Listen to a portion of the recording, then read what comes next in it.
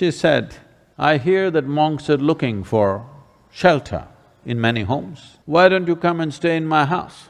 Gautama said, "If she's inviting you with so much affection, you must go stay there." Then people saw, "See, he's gone." Gautama the Buddha, with a large group of his disciples who was continuously traveling, made a rule that during the monsoon season, those 2.5 months, you can stay in the same place. The rule for the sannyasis or the monks who were with him is you should never stay in any place for more than 2 days. Normally, the monks were sheltered in many homes. So this rule he passed, more than 2 nights you don't stay in one house because it will be too much of a burden for the host. They are housing 10 people, you don't stay there for a month. 2 days, it should have been 1 day. 2, because you have walked a long distance and come. Bit of recovery time. But during the monsoon season, he said, up to 2 to 2.5 months you can stay in one place because walking through the jungles of that region during the monsoon season would be treacherous and many would lose their lives. So this is a time like that. They stayed in a large town and they were spread across in many homes. The monks went out to get their alms from the people. Ananda or Ananda Tirtha, as he was known, who happened to be Gautama's elder brother before his monkhood, went out and there was a courtesan or a prostitute in the town. She gave him alms, looked at him, a handsome young man, tall and straight. She said, "I hear that monks are looking for shelter in many homes. Why don't you come and stay in my house?" Ananda said, "I have no issue, but I must ask the Buddha as to where I should stay." Then she became really taunting. She said, "Oh, you're going to ask your guru? Go and ask him, let's see what he says."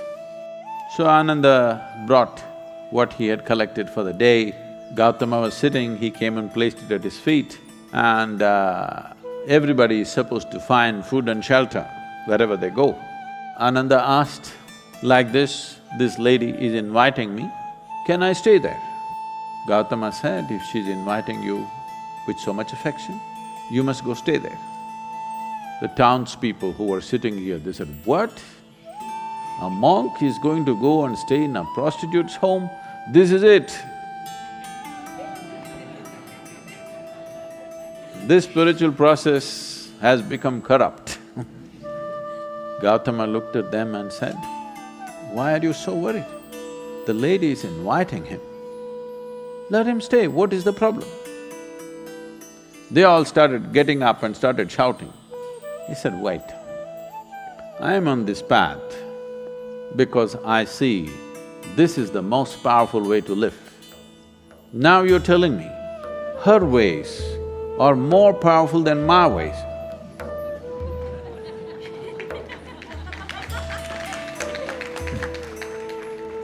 If that is the truth, I will also go and join her. I am here because I see this is the most precious and powerful way to exist. If you think her ways are better than mine, I should also go and join. Because if you're a true seeker, that's how it should be. If you found something much higher, you go for that."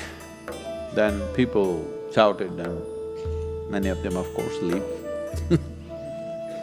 Then Ananda went and stayed with her. Monsoon time, because of rains it gets cold, monk is wearing a thin habit. So she gave him a nice silk wrap. He covered himself. Then people saw, "See, he's gone." She made nice cooking and gave it to him, he ate. Then in the evening she danced for him. He sat, watching very carefully, with utmost attention. Then when they heard the music, this is it, finished. things went on. When the time was up, when the rain stopped, when it's time to move, Ananda came to Gautama along with a female monk.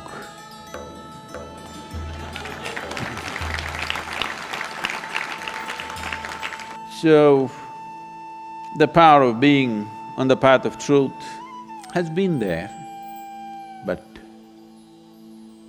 has been many times at its height, but never got mainstreamed. I see that today, because of our ability to communicate, because of the tools of technology, the natural longing, the innate longing in a human being to find truth. This is not a thought thing. This is not something that been taught to people that you must seek truth. It is natural for human intelligence to seek what is highest. If you are given an option, any human being, given an option, either to be here or there, he will always say, I want to be there. Right now he may be caught up here, but aspiration is to go to whatever is the highest. It is just that we have to show him that there are better highs than getting drunk, there are better highs than drugs, there are better highs than being caught up in social drama, there are better highs than being better than someone else. We just have to show it to him, we have to make him understand there is a better high. Forever, many sages, saints, yogis, gurus have been doing this, but as I said, they were gentle people. They didn't have a voice like me.